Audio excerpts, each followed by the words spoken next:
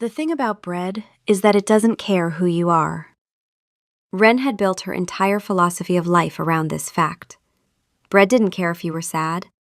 Bread didn't care if you were the sort of person whose mother died young and whose father remarried someone who smiled with all her teeth and none of her eyes. Bread didn't care that you'd walked 11 days to reach the citadel with a letter of employment so creased it was nearly illegible, and a pair of boots that had given up somewhere around day 6. Bread required warm hands, patience, and the willingness to punch something repeatedly at 5 in the morning. And in return, bread rose. It was the most honest relationship Wren had ever had. She was thinking about bread, specifically about the sourdough starter she'd been nursing for 3 weeks that was finally behaving, when the world ended.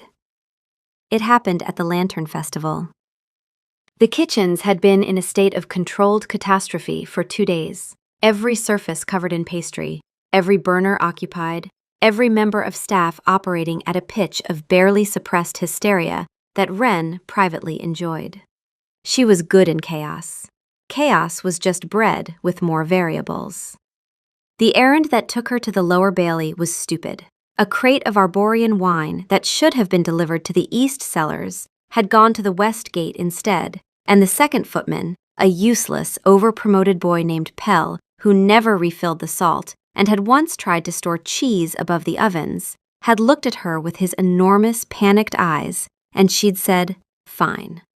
Fine, she'd get it herself, because apparently the entire functioning of this castle rested on one woman with flour in her hair and a growing suspicion that Pell was secretly 3 children standing on each other's shoulders in a uniform. The bailey was packed. Lanterns strung between the ramparts turned the cobblestones amber and gold. The crowd smelled of spiced wine, roasting meat, and the particular human warmth of too many people in too small a space. Wren shouldered through with the determination of a woman who had once navigated the breakfast rush with a broken wrist and a grudge. She was thinking about the wine. She was thinking about the sourdough. She was not thinking about the king. She was never thinking about the king. Why would she be? He was a vampire, and an ancient one, and he lived in the upper reaches of the citadel in rooms she'd never seen, and the closest she'd ever come to him was the time she'd glimpsed the back of his head at a formal procession and thought, absently, that he had good posture. That was the full extent of her relationship with the monarch. Good posture, observed once, forgotten immediately. Then someone screamed. The crowd lurched. Wren was shoved sideways, stumbling into an open space that had cleared with the sudden instinctive withdrawal of people who have seen a blade.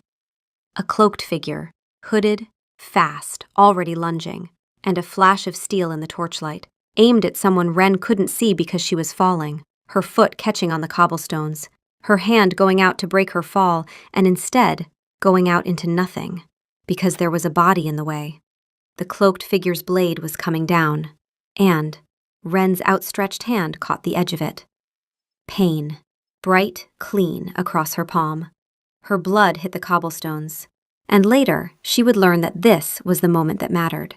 Not the blade, not the assassin, the blood. Because vampires don't experience human blood the way humans experience a pleasant smell. It is a signal fire. It is a siren. And hers, apparently, was deafening. And then he was there. She didn't see him arrive. No one did. One moment the blade was descending. The next, a hand had closed around the assassin's wrist and the man was simply stopped.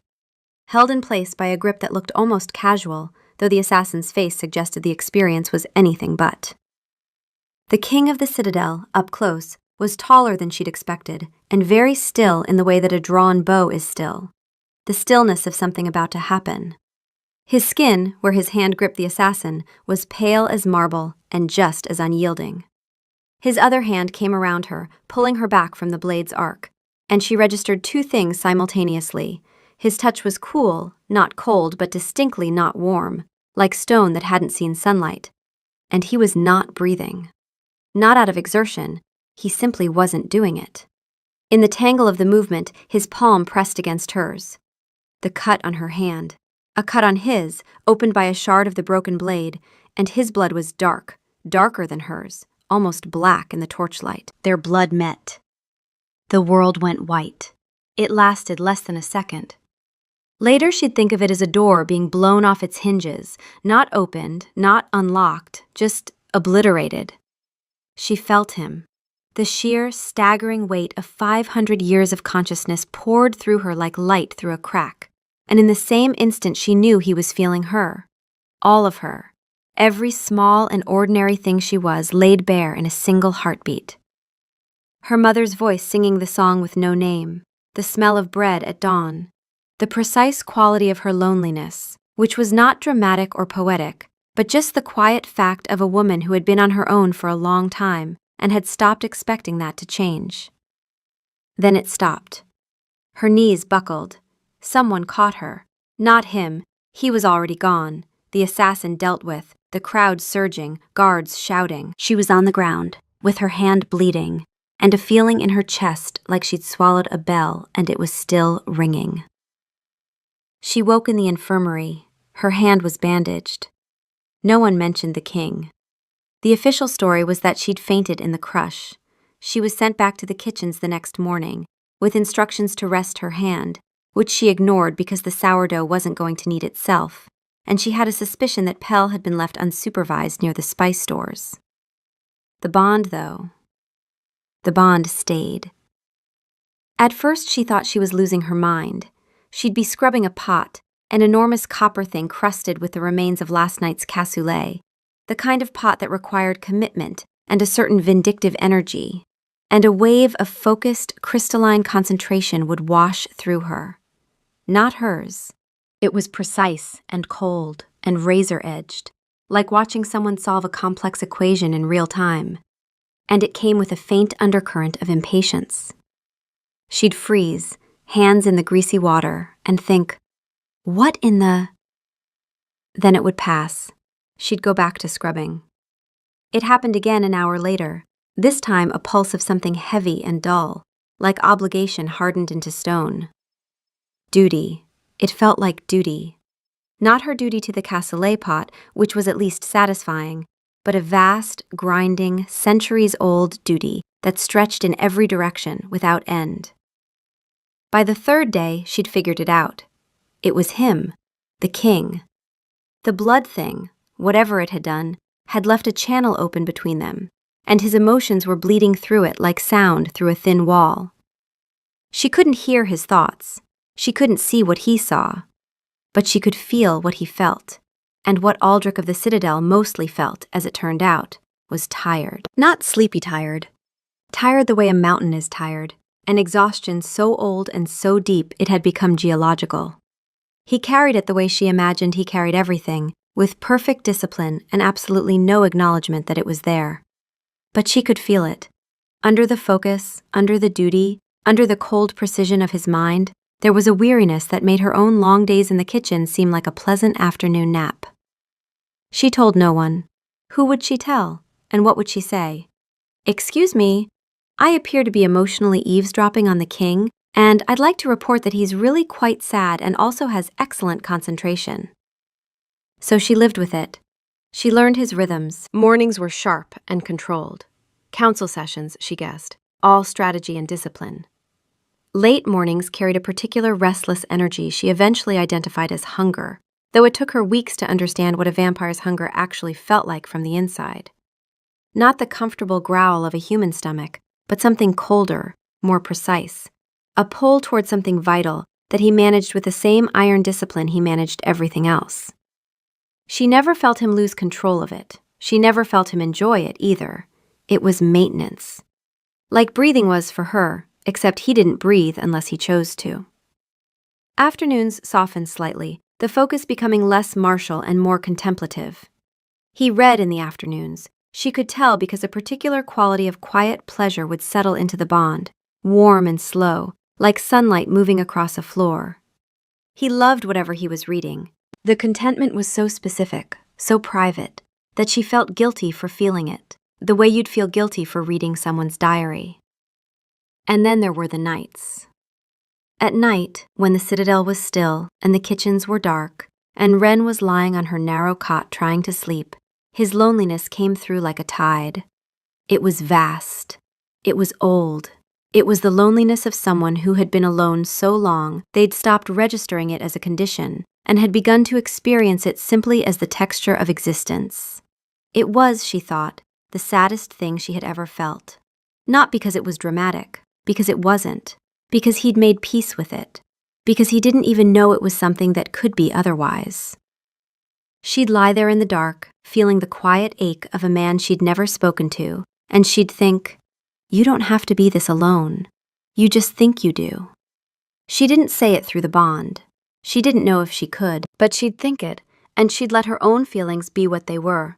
The warmth of a good day's work, the sleepy satisfaction of clean sheets, the stubborn, unreasonable optimism that had kept her walking for 11 days to get here. And sometimes, just sometimes, she'd feel his loneliness ease. Just a fraction. Just enough. She didn't know if he felt her back. She assumed he must. The bond was a two-way door. But she had no way to ask, and no way to know. And she tried very hard not to think about what it might mean that the king of the Citadel was receiving an unfiltered broadcast of her feelings about sourdough, and her irritation with Pell, and her quiet, persistent homesickness for a place that didn't exist anymore. Then, 3 weeks after the festival, she was alone in the kitchens at midnight, rolling out pastry for the morning's hand pies, humming the song her mother used to sing. 3 bars. The same 3 bars. The only part she could remember. When a spike of something new came through the bond. Amusement. Not his usual dry flicker of reluctant humor, which she'd learned to recognize and which she privately treasured. This was different. This was warm and startled and almost delighted. Like he'd been caught off guard by something genuinely funny, and the surprise of it was its own pleasure. She laughed, out loud, alone in the dark kitchen, flour on her nose, rolling pin in hand. She laughed because his amusement was infectious, and because there was something wonderful about a 500-year-old vampire being surprised by his own laughter at, she checked the clock, midnight on a Tuesday. The bond pulsed with something she couldn't name, something that felt like recognition. She went back to her pastry. She hummed louder. The corridor was a mistake. Not the being in it part. She had every right to be in it. She was delivering a tray of the kitchen's ginger biscuits to the night steward's office because the night steward was, in Wren's professional opinion, the only competent administrative person in the entire Citadel, and competence deserved biscuits. The fact that the night steward's office happened to be 3 corridors closer to the royal wing than Wren's usual territory was a coincidence. The fact that she'd put on a clean apron was irrelevant. She came around the corner and he was there. Not surrounded by guards, not on a throne. Just standing in the corridor, alone, looking like a man who had been walking for a long time and had ended up somewhere he hadn't intended. He was wearing simple, dark clothing, no crown, no finery, and he was looking at a tapestry on the wall with an expression she recognized through the bond before she saw it on his face. That quiet, contemplative pleasure he got from old things. He turned. She stopped. The bond detonated. Not painfully. It was more like the moment when you've been hearing music from far away and suddenly you walk into the room where it's playing and the volume hits you. Everything she'd been feeling from him at a distance was suddenly here, in the same air, and the difference was staggering. His surprise, his recognition. A quick, involuntary pulse of something warm that he tried to suppress and couldn't, because she felt him try, and she felt him fail. She was holding a tray of biscuits. He was the king of the Citadel. The moment had a dignity problem. "Your Majesty," she said, because she had to say something, and her brain, faced with the full force of a 500-year-old vampire's attention, had defaulted to protocol. Helpful. "You're the..." He stopped. She could feel him editing himself through the bond.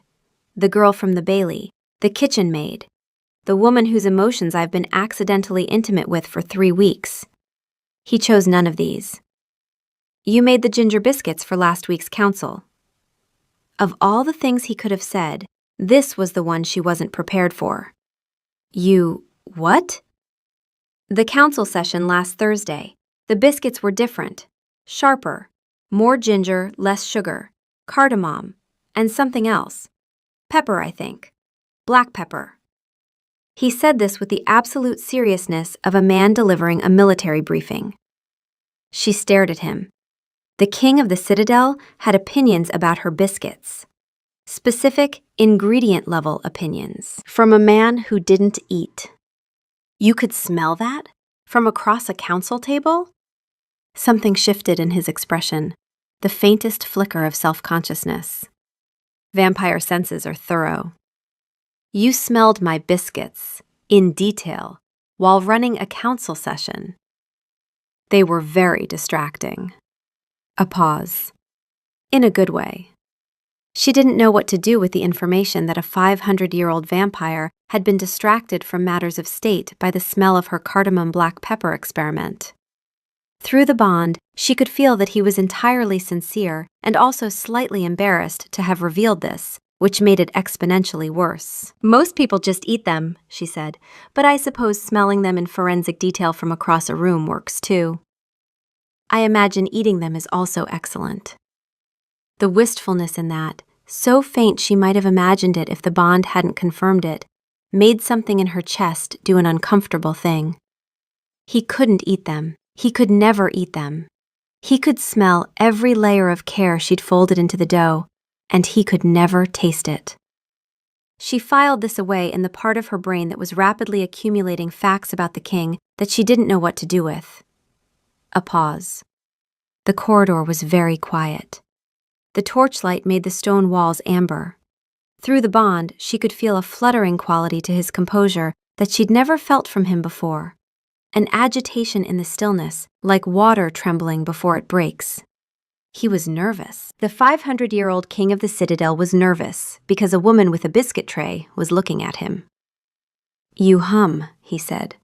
The floor tilted. What? A song, 3 bars. You hum it when you're working, He stopped again. She felt him decide to be honest, the way you'd feel someone step off a ledge. I hear it, through the bond. I've been listening for it.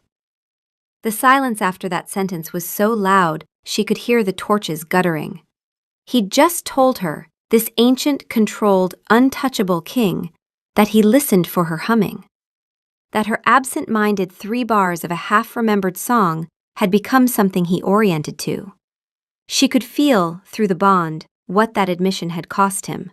A small, controlled terror, like handing someone a weapon and hoping they wouldn't use it. It's a song my mother sang, she said, and her voice came out softer than she intended. I don't remember all of it, just those 3 bars. I've been humming them since I was 6. It's become how I know you're all right, he said, very quietly. She needed to put the tray down. She needed to put the tray down because her hands were doing something unreliable and the biscuits deserved better than the floor. She set them on a window ledge with exaggerated care and turned back to him and said, You like the old book. He blinked. What? The one you read in the afternoons. I can feel it through the bond. It makes you happy. A specific kind of happy, like visiting somewhere you love. She was blushing. She could feel herself blushing, and she could feel him feeling her blush through the bond, which meant this was now a feedback loop of mutual embarrassment that neither of them could escape. I don't know what book it is. I just know you love it. His expression did something she'd never seen on the face of a king. It opened. The mask, the controlled, careful neutrality she'd felt from him every day for 3 weeks, cracked. And underneath it was just a man looking at a woman who knew him in a way no one had known him in 5 centuries, and who had mentioned it as casually as if it were ordinary. It's a history of the northern reaches, he said, written by a monk who had clearly never been there and was making up at least a third of it. The geography is wrong, the distances are absurd, and he describes a mountain range that doesn't exist. I've been reading it for 200 years. 200 years, she repeated. The same book. It makes me laugh. I know, she said. I can feel when it does. The smile happened. Not a king's smile, not the controlled, diplomatic curve she imagined he deployed at court functions. A real one. Reluctant and warm and slightly crooked, surprised out of him the way his midnight laughter had been. And Wren thought very clearly, oh no, because he was beautiful when he smiled. Not in the ethereal, untouchable way of vampire stories, in a human way, in the way of someone whose face was built for seriousness being caught against his will in a moment of genuine joy. And she could feel, through the bond, exactly what her reaction to his smile was doing to him. A bloom of warmth so fierce it nearly knocked her sideways. And beneath it, a jolt of something sharp and urgent that he buried so fast she almost missed it. Almost. They talked. Not for long. 15 minutes, maybe, in a corridor that smelled of cold stone and ginger biscuits. He asked about the kitchen. She told him about Pell and the cheese incident and the sourdough starter's personality, which was temperamental and vindictive and she respected enormously. He asked genuine questions. Not polite, royal, tell me about your charming little life questions. Real ones. The kind that told her he'd been paying attention to her emotions for weeks and had built a picture of her world that was surprisingly accurate. She asked him about the Citadel. He told her about the tapestry he'd been studying when she appeared, a battle scene woven 3 centuries ago by a woman who had, based on the expressions she'd given the horses, absolutely despised every person in the composition. The horses look appalled, he said, with that dry 500-year-old delivery. Every single one. As if they've all just realized who they're carrying. She had to put a hand on the wall. The combination of his voice and the warmth flooding through the bond, his pleasure at making her laugh, a pleasure so starved and grateful it hurt, was making her knees genuinely unreliable. She was close enough now to notice things about him that distance had hidden. The way he held himself perfectly, unnaturally still between movements. The way his eyes tracked her with a focus that wasn't quite human, not predatory but precise, as if he was taking in more information than a human gaze would carry. And his hands resting on the table were beautiful and pale and very, very still. He didn't fidget. He didn't shift his weight. 5 centuries of existence had worn away every unnecessary movement, and what remained was something elegant and slightly unnerving and, she was horrified to discover, devastatingly attractive. He noticed. Of course he noticed. He could probably hear her pulse from across the room, let alone feel the riot happening through the bond. She felt him feel what that moment did to her, and she felt his response to it. A flare of fierce, startled want, so intense it stopped the air in her lungs. He buried it. He buried it fast. But they both knew. Through the bond, there was no hiding. I should let you deliver your biscuits, he said, and his voice was almost steady. The night steward, she said. He's the only competent one. I know. Why do you think I appointed him? She picked up the tray. Her hands were not shaking. They were absolutely not shaking. Good night, Your Majesty. Aldrich, he said. She looked at him. My name, he said, is Aldrich. She walked back to the kitchens carrying a tray of biscuits and a feeling in her chest like someone had just opened every window in the Citadel at once. The second time, neither of them pretended it was an accident. She found a reason to bring fresh bread to the library. The librarian had a fondness for her rye, she'd said, which was true, though the librarian had never once requested a personal delivery. He found a reason to be in the library at precisely the hour she arrived, which was not an hour he'd ever previously spent there, and which happened to be the hour she'd mentioned, in passing, during their corridor conversation. In passing. Casually. The way you drop a coordinate into a conversation and hope the other person had the navigational equipment to find it. He did. The library was better than the corridor. Quieter, warmer, with the particular hush of a room full of books that had been left alone long enough to develop opinions. She set the bread on the librarian's desk. The librarian was not there because it was the wrong hour, because Wren had chosen this hour deliberately, because she was a grown woman making deliberate choices and she was not going to be embarrassed about it. He was sitting at a long table near the window, the 200-year-old monk's history open in front of him. And when she walked in, the bond bloomed with something so warm and immediate, it was like stepping into sunlight. "The geographically inaccurate monk?" she asked. "He's put a lake where there should be a desert," Aldrich said. "A large one. He's described fish in the desert lake. Freshwater fish, with detailed illustrations." She sat down across from him, the king of the citadel and a kitchen maid, sitting at a library table at an hour when neither of them had any business being there, discussing a monk's imaginary fish. Through the bond, she could feel his happiness, a careful, slightly terrified happiness, the kind that comes when you've been cold for a very long time and someone puts a fire on, and you're not sure yet if it's going to last. They talked for an hour. She told him about the 11-day walk to the citadel, the boots that died on day 6, the letter of employment so creased the head cook had held it up to the light and said, "This could say anything. It could say you're a horse." He laughed, really laughed. The sound of it startled and unguarded, and she felt it through the bond like a bell being struck. He told her about the 1st century, not with the weighty gravity of an ancient being sharing wisdom, but with the specific, self-deprecating humor of someone who remembered being young and stupid and immortal. "I made a great many terrible decisions," he said, "most of them involving trusting people who had very obvious swords." "You got stabbed?" "I got stabbed frequently. I was very trusting."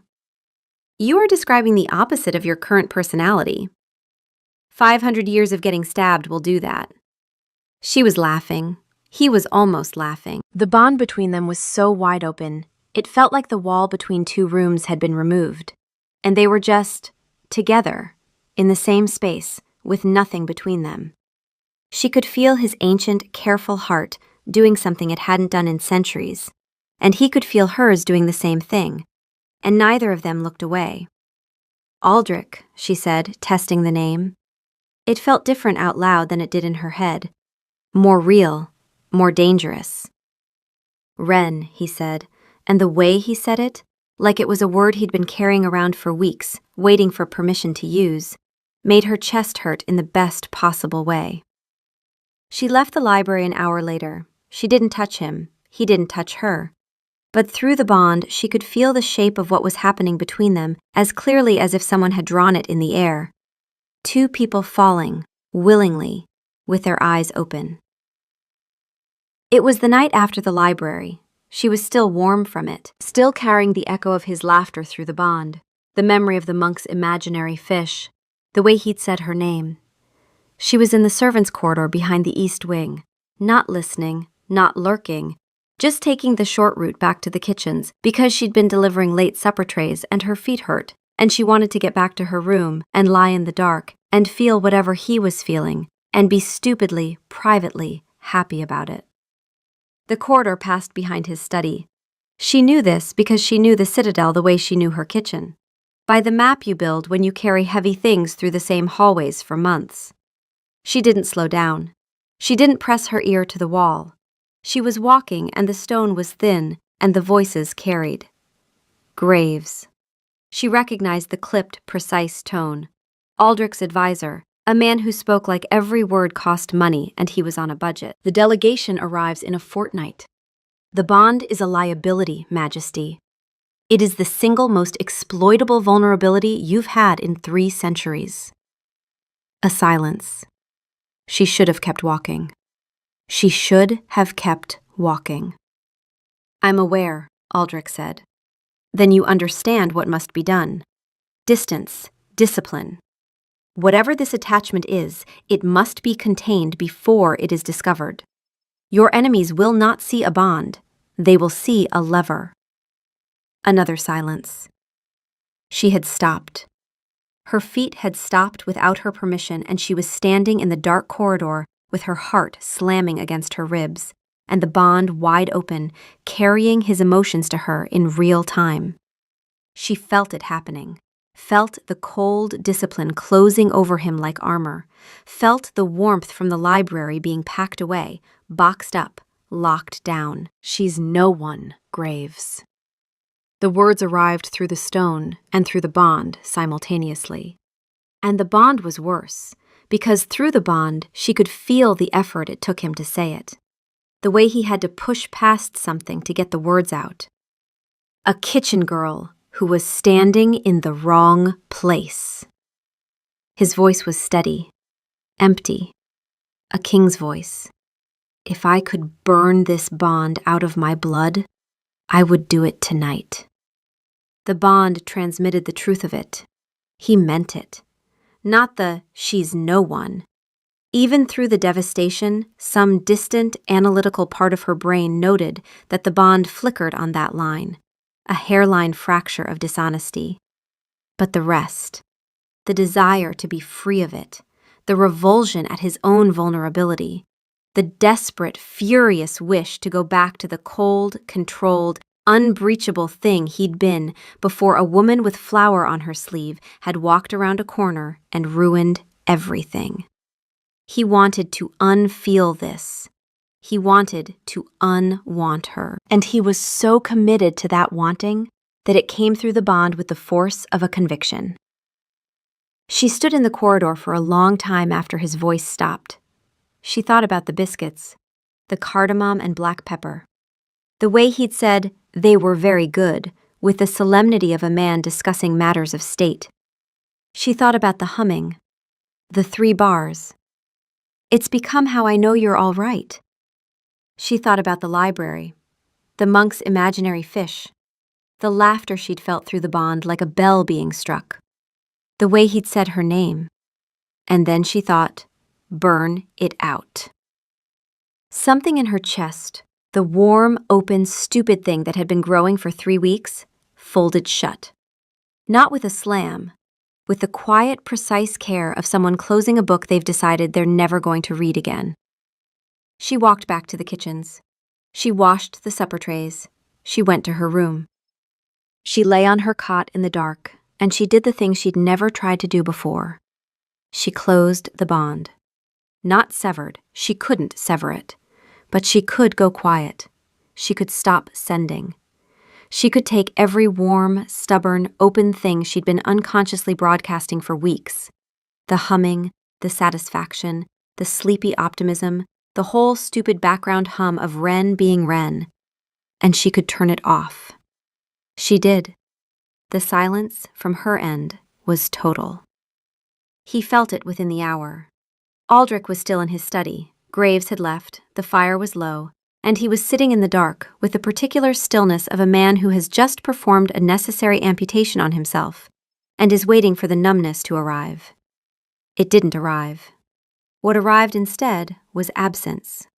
The bond was still there. He could feel it, the structure, the channel, the connection that had been carved into his blood on a cobblestoned bailey 6 weeks ago. But where there had been warmth, there was nothing.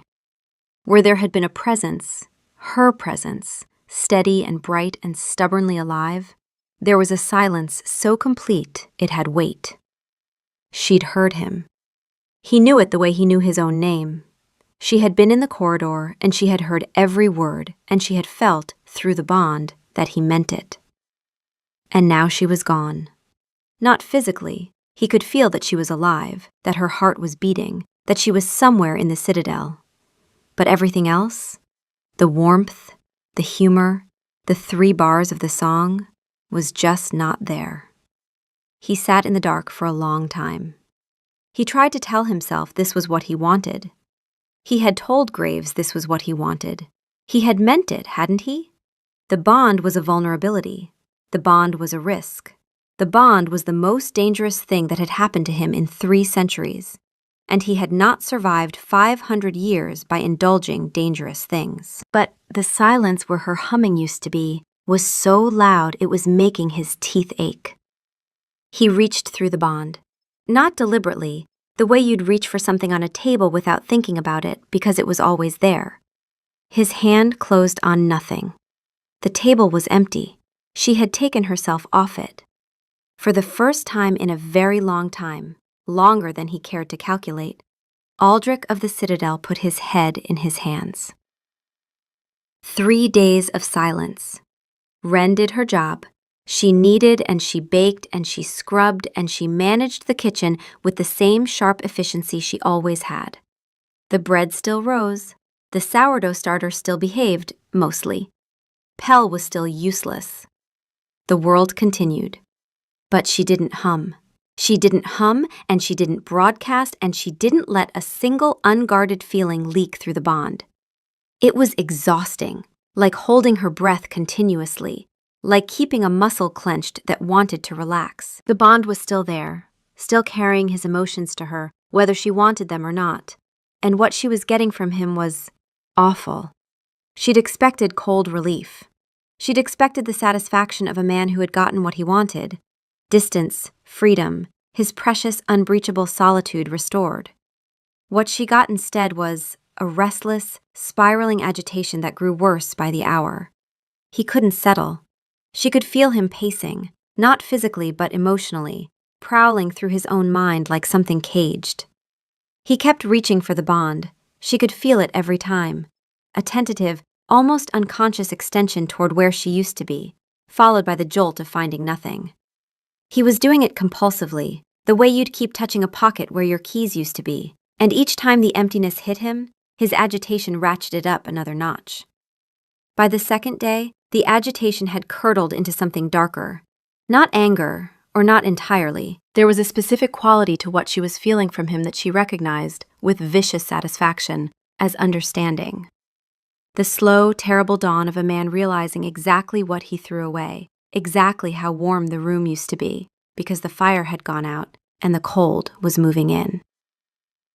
Good, she thought, feel it. But she didn't open the bond. By the third day, his composure was cracking. The controlled, disciplined king she'd felt for weeks was coming apart at the seams.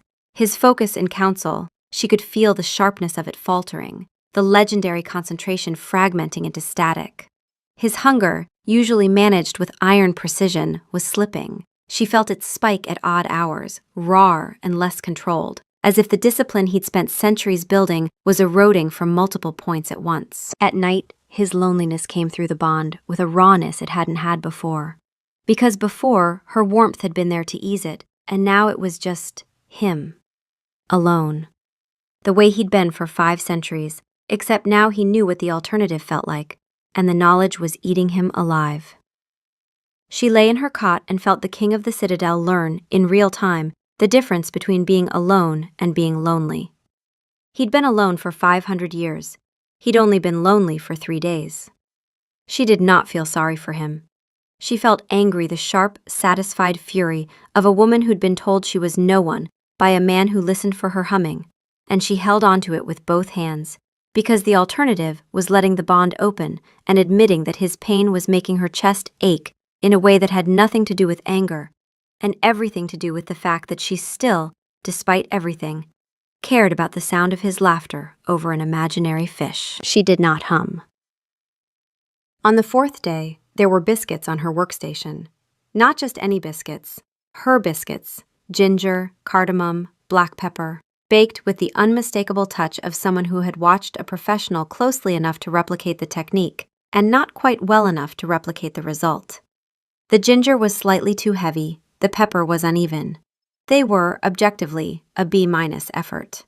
And they had been made by someone who couldn't taste them, who couldn't taste anything, who had navigated the entire process by smell alone, using a vampire's precise, superhuman nose to do what a human baker did with their tongue. They were, unmistakably, an apology, baked by a 500-year-old vampire king who had apparently broken into her kitchen in the middle of the night to make biscuits he would never be able to eat. She stared at them for a long time. Through the bond she could feel him, somewhere in the upper citadel, holding perfectly still in that way only vampires could. Waiting. The emotional equivalent of a man who has left flowers on a doorstep and is hiding behind a hedge. She ate one. It was mediocre. She put the rest in the rubbish bin, deliberately, knowing he would feel the lack of the reaction he was hoping for. The pulse of dismay that came through the bond was, she would admit only to herself, slightly satisfying. He tried other things. A book appeared on the library table where they'd sat, the monk's history, opened to the page with the desert fish, with a small unsigned note that said only, "He's also put a volcano where there should be a river." Chapter 12. She didn't go to the library. She felt him waiting there. She felt him stop waiting. She felt the specific, quiet defeat of a man sitting alone with a book that used to make him laugh, unable to enjoy it because the person who'd made it funny wasn't there. Fresh bread appeared at the night steward's desk, not from the kitchen. Fine bread, clearly procured from somewhere expensive. She asked the night steward about it. He looked uncomfortable. Delivered by a palace guard, no note. He was trying to do her job for her. He was trying to take care of the people she took care of, because he didn't know how to take care of her directly. It was, she thought, the most clumsy and earnest and infuriating thing anyone had ever done. She continued not humming. It broke on the 7th night. She was in the kitchen, alone, long after midnight. Not because she couldn't sleep. She couldn't sleep, but that wasn't why she was here. She was here because the kitchen was hers, and it smelled like bread. And it was the one place in the citadel where she felt like herself, instead of like a woman maintaining a siege against her own heart. She was rolling pastry. She was not humming. The bond was quiet, her end silent, his end a low, constant ache she'd learned to carry the way you learn to carry a bruise. The door opened. He stood in the doorway of the kitchen, the king of the citadel, at 1 a.m, in a linen shirt with the sleeves rolled up, and no crown, and an expression on his face that she could have read without the bond. He looked like a man who had run out of strategies. He also looked, she noted with a detached observation of someone whose heart was not hammering, like a predator who had walked into the one room in the world where he had no authority. The kitchen was hers. He knew it. His stillness in the doorway was the stillness of a vampire asking permission to enter. "You're in my kitchen," she said. "Yes." "I didn't invite you." "No." "I threw your biscuits away." "I know." A pause. Through the bond, she could feel his composure holding by its fingernails. "They weren't very good." "They were terrible. The ginger was heavy and you didn't fold the pepper in, you just dumped it, like a person who has never baked anything in his life." "I have not, in fact, baked anything in my life." "Then why did you—" "Because they're yours." His voice cracked, barely. A hairline fracture in 5 centuries of control. "The biscuits are yours. The bread is yours. The kitchen, I can't eat them. I can't taste any of it. I can't share that part of your world. But I can—" He stopped. She could feel him struggling with the words, feel the frustration of a man who had commanded armies and bent nations, and could not figure out how to say this one thing to this one person. "I can learn the shape of it. I can learn what you love by how it smells when you make it. I wanted to make something you loved. That's all I had." Another pause, rawer. "You stopped humming." "Yes." "It's been 7 days.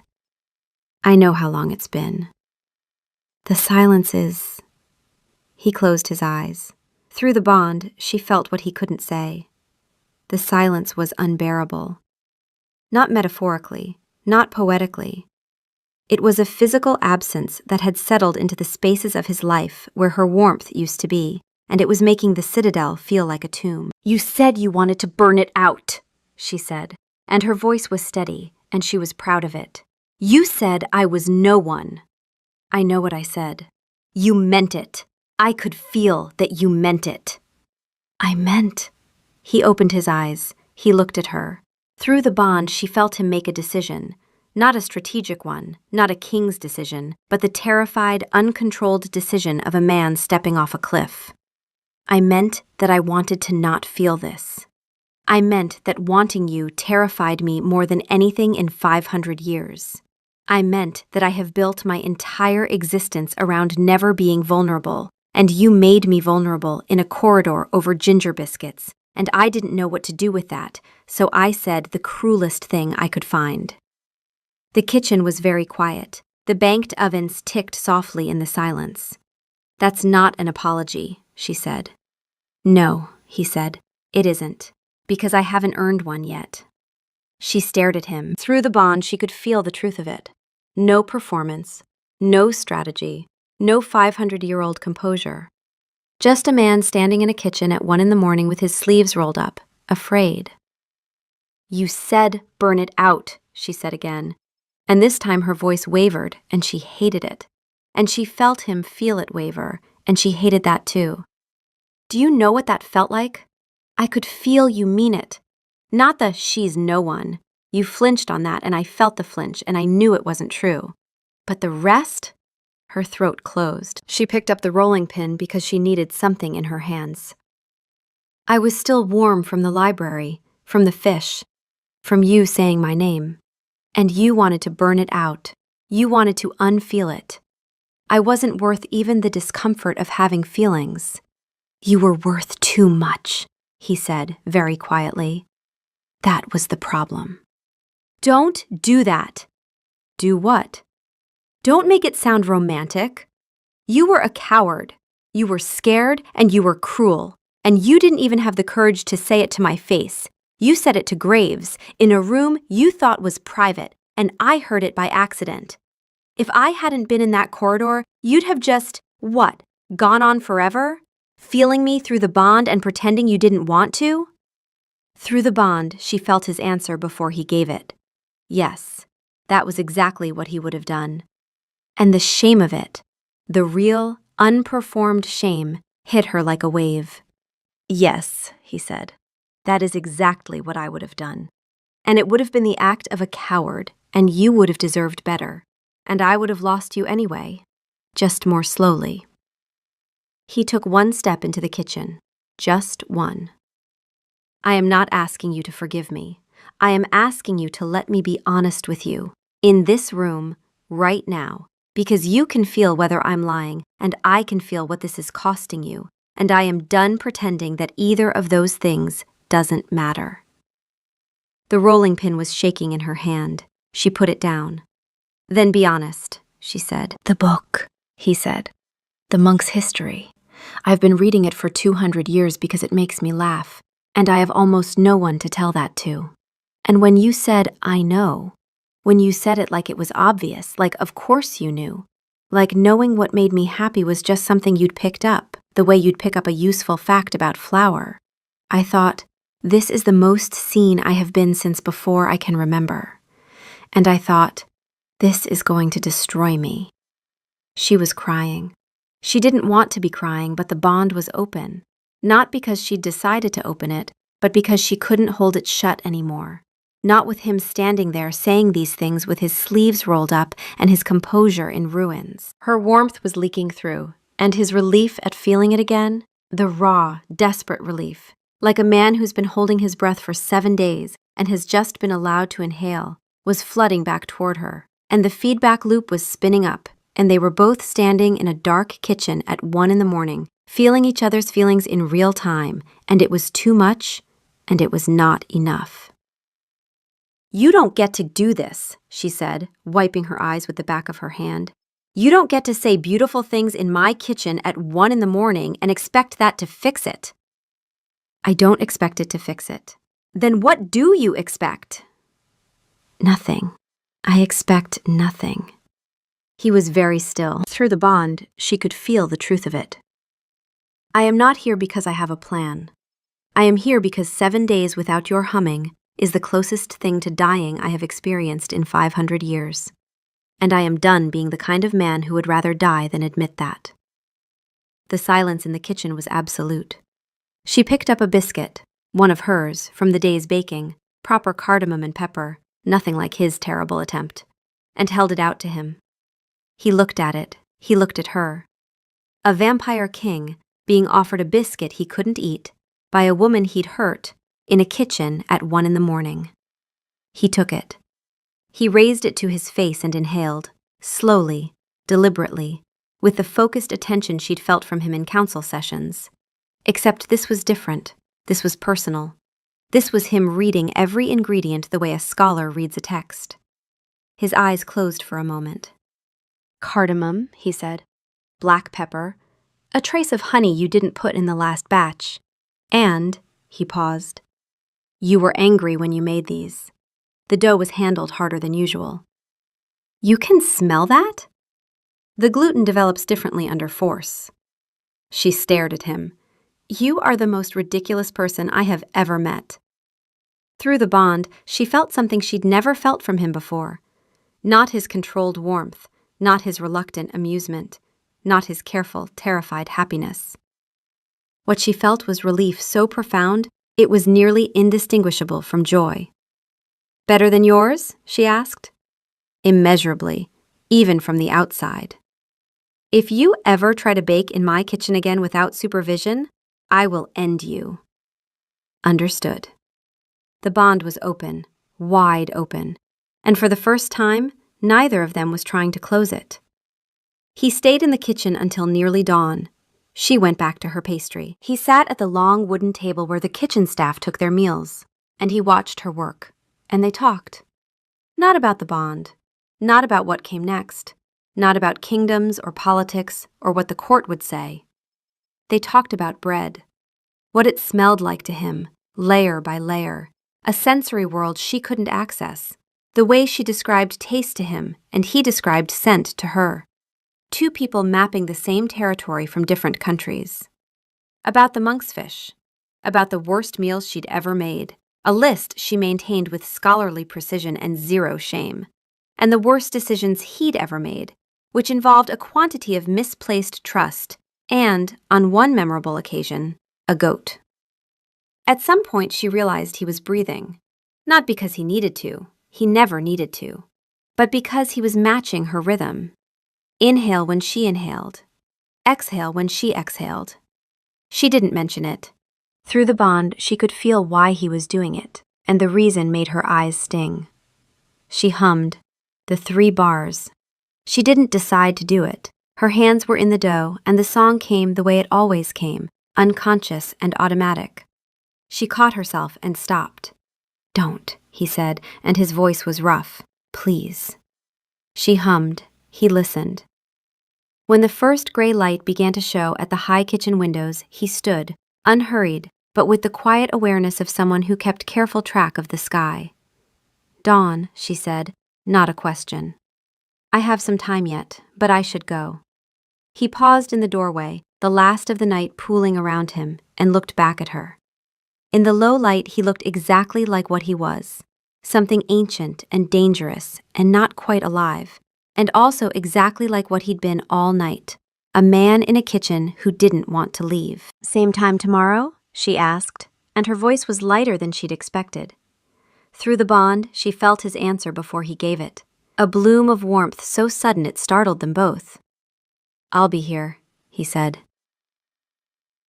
It wasn't easy after that. She didn't pretend it was. The court was a problem. A kitchen maid and a king. The whispers started the moment he was seen entering the kitchens more than once, and they were not kind whispers. She could handle whispers. She'd handled worse. But she could feel them landing on him through the bond, each one a small barb, each one a reminder of why he'd said what he said to Graves, each one a test of whether he'd meant what he said in the kitchen at 1 a.m. He meant it. She could feel that he meant it, every day, in the small ways that couldn't be faked.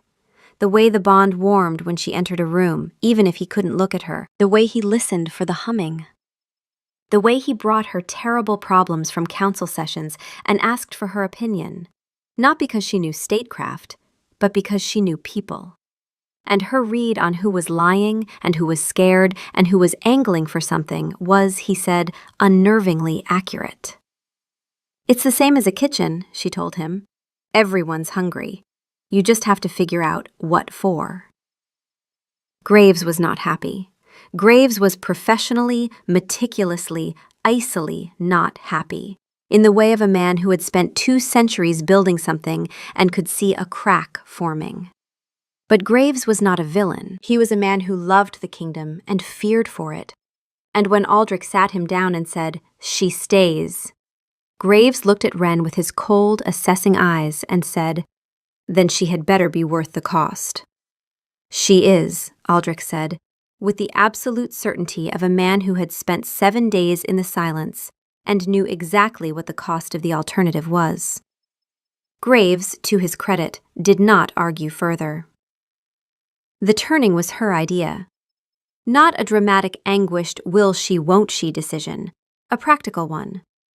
She sat him down at the kitchen table, their kitchen table, the one where he'd smelled her biscuit with the precision of a forensic investigator, the one that had become the place where all their real conversations happened, and said, "I'm going to die." "Eventually," he agreed carefully. "Not eventually. Relatively soon. In your terms. You've had that monk's book for 200 years. I'll be gone in 60, maybe 70. That's..." She did the math with the brisk efficiency of a woman portioning flour. "That's a third of one of your book rereads." "You've quantified your lifespan in terms of my reading habits?" "I have, and it's not enough."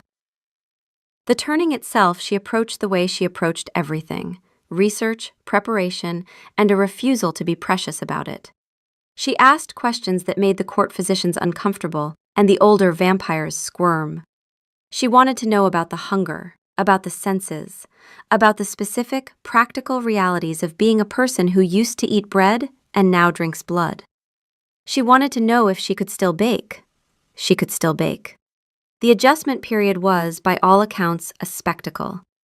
She broke 3 door handles in her first week. She accidentally crushed a copper pot, her favorite copper pot, the cassoulet one she'd waged a personal war on for months, and was so distraught about it that the bonne transmitted her grief to Aldrich during a council session, and he had to excuse himself because the king of the citadel could not be seen pressing his hand to his chest over a kitchen utensil. Her senses went haywire. The kitchen, which had always been her domain, suddenly smelled like a symphony played at full volume. She could identify every ingredient in every dish from 3 rooms away, which was a superpower she had not asked for. And she could also tell when Pell, still employed, still useless, somehow now a senior footman, had not washed his hands, which was information she could have lived without. "How do you bear it?" she asked Aldrich, 2 weeks in, sitting on the kitchen floor with her head between her knees because someone in the East Wing had opened a bottle of particularly aggressive Arborian wine, and the smell had hit her like a wall. "You learn to filter," he said, sitting beside her. "Give it a century." A century. Perhaps 2. "I hate you." Through the bond, she could feel that this was not true, and he could feel that she could feel it, and the feedback loop of mutual awareness that had once been overwhelming had, over time, become something else entirely. Not a live wire. A heartbeat. Something so constant they forgot it was there until one of them was across the citadel and felt the other one laugh. She still hummed. The 3 bars. The same song. She ruled beside him, not behind him, not in his shadow, beside him. The court had expected a queen who would learn to be regal. What they got was a queen who had opinions about the catering at state dinners, who remembered the names of every servant, who could tell when an ambassador was lying because she'd spent years reading people across a kitchen counter, and the skill translated directly to a throne room. The courtiers who underestimated her did it exactly once. Graves, over time, came to respect her in the grudging, specific way of a man who has been proven wrong and is honest enough to admit it. He never said so directly, but he started bringing her the difficult dispatches, the ones that required a read on motive, on character, on what someone actually wanted underneath what they were saying, and he listened to her answers, and he adjusted his strategies accordingly. "She's annoyingly good at this," he told Aldrich once, in what he clearly thought was a private conversation. Through the bond, Wren felt Aldrich's amusement. She sent back the emotional equivalent of, "I know." The last image. A formal reception in the Great Hall, centuries of tradition, the full weight of the citadel on display. Aldrich on the throne, ancient and formidable, the stone king in his element. And Wren beside him, sharper now, stiller, with a preternatural grace that came with the turning, but also with the same direct gaze, the same stubborn set of her jaw, the same fundamental Wrenness that no amount of immortality could file down. A dignitary from the northern reaches was speaking. He was very earnest and very long-winded, and his cloak was fastened with a brooch in the shape of an eagle that had, Wren thought, the distinct air of a bird that had been taxidermied by someone who had never seen a bird. She sent the observation through the bond. Quietly, a private murmur in the vast silence of the hall. Aldrich's expression did not change. 500 years of composure held firm. But through the bond, she felt his laughter. The warm, reluctant, startled kind. The kind she'd first felt at midnight in the kitchens. The kind that had made her laugh out loud with flour on her nose. And his hand, resting on the arm of his throne, shifted just slightly so that his smallest finger touched hers. 500 years of practiced control. She dismantled it in 3 seconds. Every time. She hummed, 3 bars, under her breath, barely audible. He listened.